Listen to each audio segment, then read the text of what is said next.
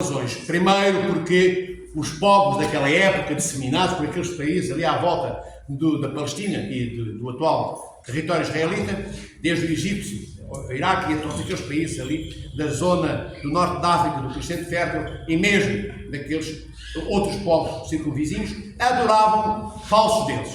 Criavam estatuaria de pedra de tamanhos diferenciados e peso e tonelagem variadas e adoravam essas coisas criadas. E alguns reis, como os reis do Egito, por exemplo, autoproclamavam-se, diziam eles próprios, deles mesmos, que eram divinos. Eles próprios obrigavam que o povo os adorasse, ainda que no Egito existisse uma quantidade, uma panóplia grandiosa de deuses, prefigurados na imagem de animais. Enfim. Bem, e por outra razão sublimemente admirável, porque o Verbo de Deus, a segunda pessoa da Santíssima Trindade, não havia encarnado no ventre de Maria.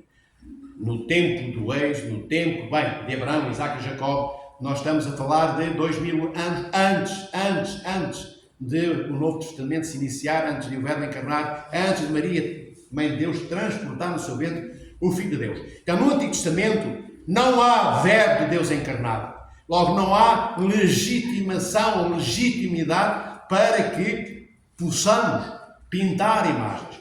Quando o Verbo de Deus encarna, nosso Senhor Jesus Cristo, é o próprio Deus que se torna presente, imageticamente posto, com um rosto que ninguém conhecia, porque no Antigo Testamento, se bem estáis recordados, nem sequer se podia pronunciar o nome de Deus.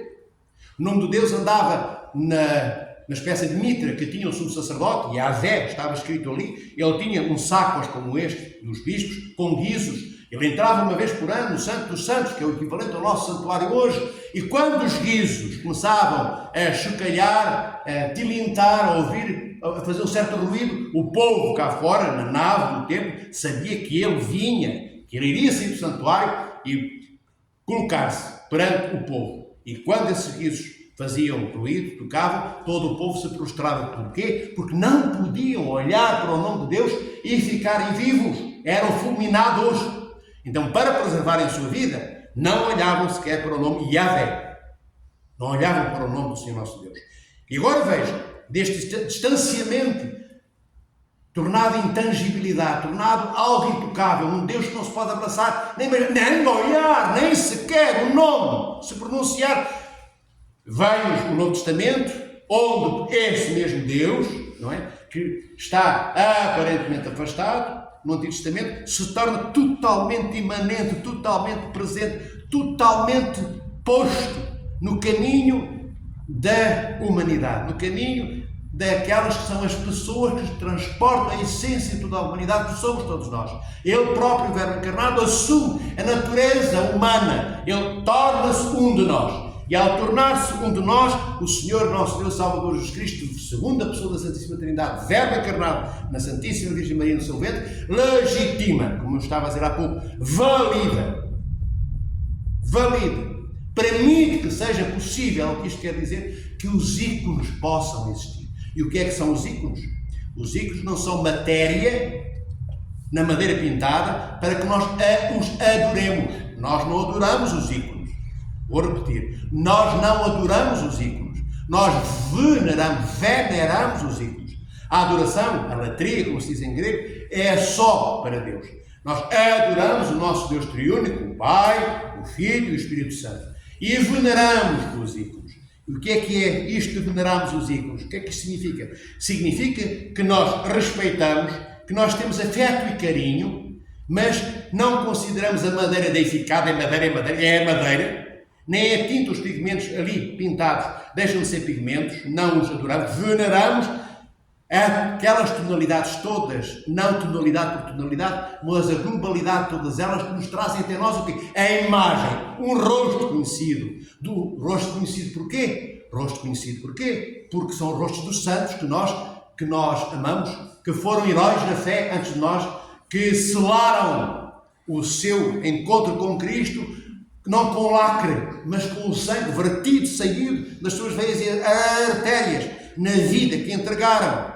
Como o Senhor na cruz, à sua imagem, eles fazem o mesmo entregando a sua vida para que nós hoje tenhamos vida, para que a Igreja hoje ainda seja o que ela é. Não foram o testemunho dos mártires e o sangue partido por eles, e porventura hoje não haveria Igreja, esta, Santa de Cristo, como nós a entendemos, vivemos e anunciamos. Os ícones, amados irmãos e irmãs, são abençoados na Igreja. São abençoados pelo sacerdote, pelo bispo, que faz a invocação do Espírito Santo sobre eles, é uma oração específica. Bem, e os ícones transportam. Vede, o que é o ícone? Madeira. A madeira o quê? É um dos itens, é uma das coisas que Deus criou. Nós conhecemos as árvores. As árvores normalmente são feitas de madeira, tirando as de plástico, não é? Das grandes superfícies. Normalmente são de madeira. Então, madeira na qual vai ser pintado o ícone é a matéria da criação. Por um lado, quando a Igreja, por inspiração do Espírito Santo, prepara a madeira para que nela possa ser iconografada a imagem de Cristo, também de Deus, ou qualquer santo ou santo da nossa Igreja, a Igreja está na matéria da madeira pintada iconograficamente a glorificar toda a criação de Deus. É uma forma de Deus nos dizer o quanto Ele ama tudo que Ele criou, inclusive a madeira.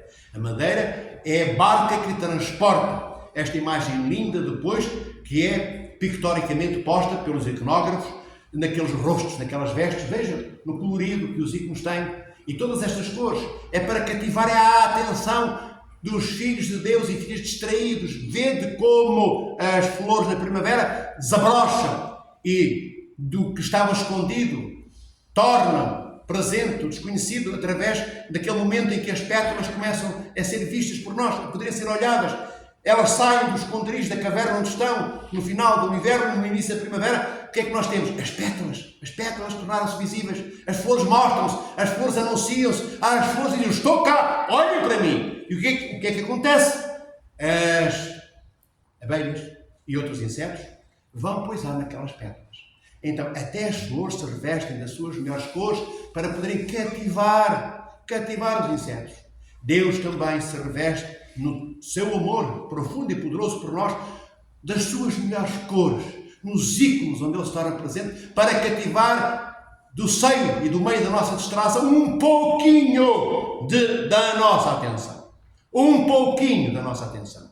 Os ícones são teologia viva também, amados irmãos e irmãs. Além de transportarem neles próprios, na madeira pintada, a presença daquele que está no ícone iconografado. Traduzindo por miúdos, quando eu olho para um ícone de São Jorge, aquele ícone transporta a presença viva do São Jorge vivo, como ele está no paraíso. Nós não vemos pintado no ícone. Os traços são deformados. Se repararmos, os traços que estão pintados no ícone não são iguais aos traços fotográficos que vemos numa fotografia. Na fotografia tudo é naturalmente exato. O naturalismo todo está ali, prenhe daquilo que ele é. Na iconografia não. Os traços distorcidos existem para nos dar a certeza de que há uma transfiguração, uma transformação naqueles que morreram e que nós comemoramos e veneramos como santos, que estão postos em imagem em cada um dos ícones. Então, quando nós beijamos um ícone e encostamos a seguir a nossa testa e beijamos novamente o ícone, não beijamos só porque estamos cansados e queremos encostar a cabeça ao muro, temos madeira e pomos lá a cabeça em cima. Não é para isso.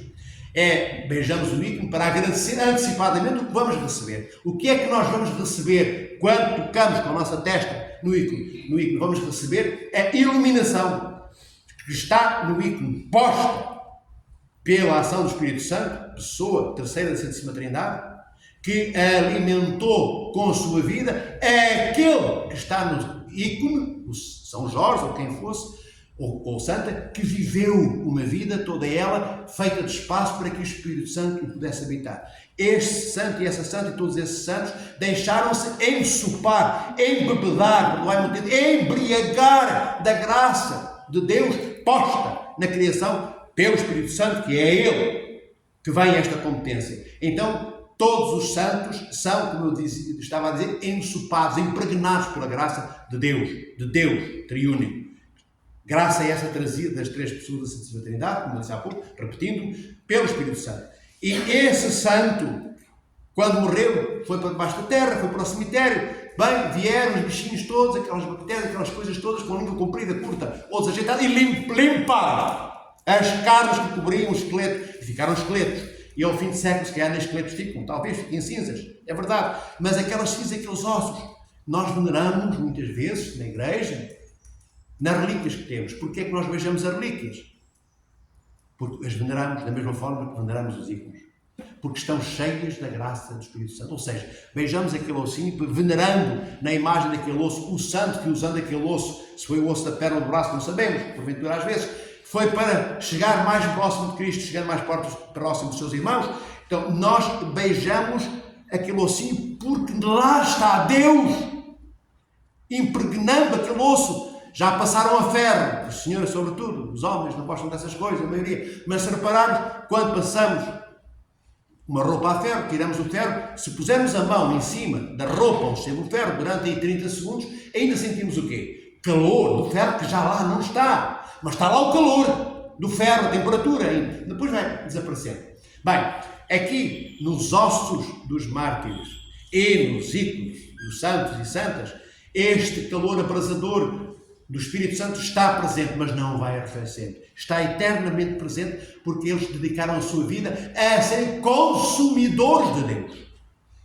Comiam Deus, viviam Deus, sentiam Deus e a sua vida era feita de atos cristológicos, nos quais o Pai e o Filho estavam presentes, porque Cristo diz: quem me vê a mim, vê o Pai.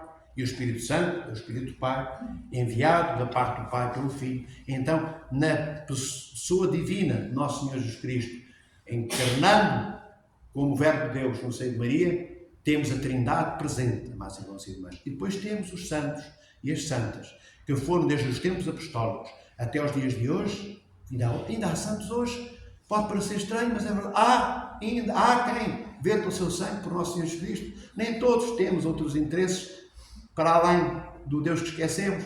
Há ainda quem se lembre de Deus. Há ainda quem queira ser como Deus é. Estes que nós veneramos neste dia de hoje, nos ícones, são esses que quiseram ser como Cristo é.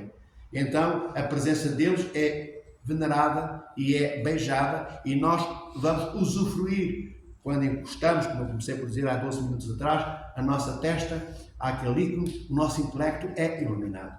A presença do Espírito Santo preenche-nos a nós, passa do ícone para nós. Toda aquela presença nos ensopa também a nós. Não estamos a beijar algo morto. A presença é ativa, é viva, porque o corpo está no cemitério, o corpo do santo que nós beijamos, mas a alma está viva no paraíso, à espera do reencontro no dia judicinal com o corpo que sairá do cemitério para abraçar de novo a alma.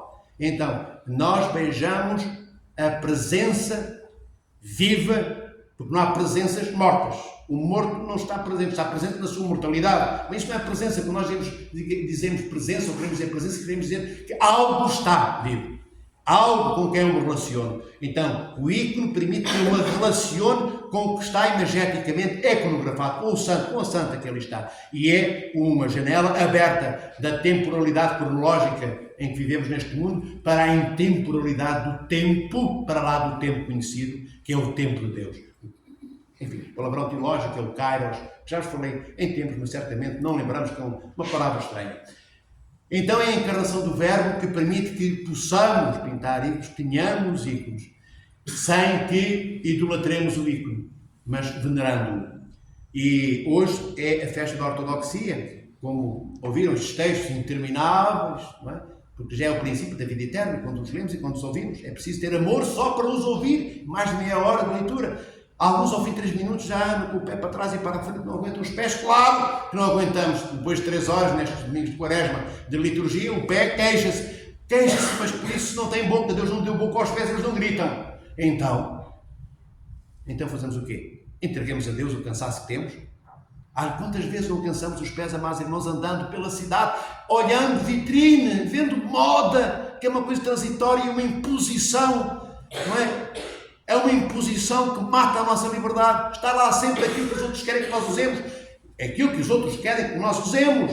Isso aqui é moda. Não é um espaço de liberdade. E nós andamos pelas ruas da cidade, do bairro alto até lá abaixo, a Alfama, não sei onde, lá acima. Andamos horas. Para ver uma coisa que não podemos comprar, porque nem o salário mínimo, de 12 meses daria muitas vezes para comprar uma peça de roupa ou uns sapatos daqueles caros. Mas nós andamos e não nos lamentamos do pé que já está dormente e entorpecido e anestesiado. Mas quando é por coisas válidas, que têm a ver com a nossa vida de hoje e a continuidade desta vida, para que ela não se esgote na vida eterna de Deus, nós às vezes lamentamos tantas vezes ter chegado à igreja tão cedo, não termos chegado somente à liturgia. Bem, não sereis vós porque estáis aqui, mas outros não estão. Mas oremos para que passem a estar. Então, este domingo da ortodoxia é o domingo da verdade teológica esclarecida que põe diante de nós, depois da morte e antes da ressurreição do corpo, o rosto das santas e dos santos, para que eles estejam presentes na nossa vida. Repito, presentes na nossa vida. Presentes na nossa vida e se tornem parte da nossa vida. Por isso nós pedimos aos santos e santas que se lembrem de nós diante de Deus, que levem as nossas petições, os nossos pedidos, as coisas que nos fazem falta, a cura para os nossos familiares, enfim, uma vida melhorada, a tristeza que não nos abandona. Nós pedimos essas coisas. Sim, pedimos a Cristo, nós pedimos à Mãe de Deus, mas também pedimos aos santos e santas que pegam em tudo isto que nós nos entregamos, que não é bom. Não é bom porquê? Porque nós queremos que Deus o transfigure a tristeza e coloque lá no lugar da tristeza a alegria, que no lugar da doença coloque a cura. Queremos que tudo se transforme em algo maravilhosamente bom. E confiamos nestas heroínas e nestes heróis e agradecemos beijando, agradecemos pedindo, agradecemos olhando. E a graça tornada viva na presença do ícone ali pintado vai tocando a nossa vida, vai tocando-nos durante a nossa oração, vai norteando como um leme norteia um barco para que rume lá onde o timoneiro deseja que ele aporte. Também os santos, se nós tivermos humildade, nos ajudam a que o nosso rumo desencaminhado e sinuoso cada vez tenha menos curvas e seja uma retilínea, perdoai-me a redundância, que nos encaminhe para o Cristo que está no nosso horizonte, sem tergiversões, sem saltarmos de galho em galho. Macaco é que faz isso. Nós não somos macacos. Entendem-vos? Nós devemos procurar ser fiéis. O que está posto nos ícones é um rosto, seja de santa ou de santo, sim, mas o que está posto no ícone é a fidelidade ao amor intensa e continuadamente vivido de cada um deles, santos e santas ali postos. Se não tivessem sido continuadamente aquilo que nunca deixaram de ser, foi amar frequentemente e sempre e cada vez mais a Cristo, na pessoa de cada um dos seus irmãos e irmãs, não estariam aqui. É a fidelidade que traz aos ícones o rosto daqueles que lá estão, os corpos daqueles que ali estão pintados. Então sejamos também à imagem destes nossos irmãos e irmãs que nos antecederam na fé, que nós ainda não experimentámos, no abrasador amor que ela tem, para corroer em nós tudo que é impureza, para que fique em nós aquilo que deve ser expurgado como o ferro que vai ao fogo e fica sem ferrugem. Continua a ser ferro, sabeis isso, mas é um ferro limpo de tudo. Finalmente começa a ser verdadeiramente ferro. Então comecemos nós também por sermos um bocadinho já seres humanos, como eu disse na última liturgia, na última homilia. Comecemos a ser já aquilo para que fomos chamados à plenitude um dia no reino dos céus, depois de se vir pela segunda vez, e aí entrarmos no reino dos céus com estes nossos irmãos e irmãs que nos antecederam na fé e nos apontarão os portões abertos do reino dos céus para aqueles e aquelas que dentro de nós quisermos ser como eles. Não é um desejo de palavreado, são palavras transformadas em atos que doem, porque a dor está em cada coisa que fazemos e é aceitar essa dor com amor, por amor aos que não têm. Quem lhes dedica uma palavra, um gesto, ou por eles interceda, para que assim possamos, eles e nós seguindo o exemplo deles e nós sendo já também modelos formatados no exemplo que eles nos deixaram, entrarmos todos no reino dos céus, onde habitaremos com o Pai, com o Filho e com o Espírito Santo pelos séculos dos séculos. Amém. Agora peço a todos que venham venerar o ícone do nosso Senhor Jesus Cristo.